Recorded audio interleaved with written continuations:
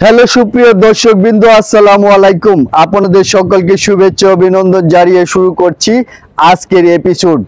আমি মিলন সিদ্দিকী। আমি একজন সাংবাদিক। আমার কাজ হলো সত্যকে সুন্দরভাবে তুলে ধরা, সঠিক তথ্য জনগণের কাছে পৌঁছে দেওয়া। কারণ সাংবাদিকতার মূল দায়িত্ব হলো নিরপেক্ষ থাকা, সত্যকে লুকিয়ে না রেখে মানুষের সামনে প্রকাশ করা।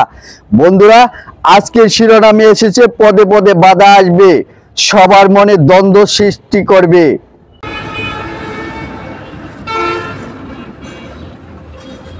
আজকে শিরোনামে এসেছে পদে পদে বাধা আসতে পারে, সবার মনে দ্বন্দ্ব তৈরি করার চেষ্টা হবে, এমন সতর্কতা দিয়েছেন অন্তর্বর্তী সরকারের প্রধান উপদেষ্টা মোহাম্মদ ইউনূস। তার মতে আসন্ন জাতীয় সংসদ নির্বাচনের নানান ধরনের বাধা ও চ্যালেঞ্জ আসতে পারে। উদ্দেশ্য হবে মানুষের মনে দ্বন্দ্ব তৈরি করা। তাই তিনি আহ্বান জানিয়েছে সবাইকে ঐক্যবদ্ধ থাকতে, স্থির থাকতে এবং সহযোগিতা করতে। এখন প্রশ্ন হলো, আমরা কি সত্যি স্থির থাকতে পারবো? বিভেদের রাজনীতির ঊর্ধ্বে উঠে এবং একসাথে দাঁড়াতে পারবো, নাকি প্রতিবারের মতো আবারও বাধা বিপত্তির মুখে পিছিয়ে পড়ব?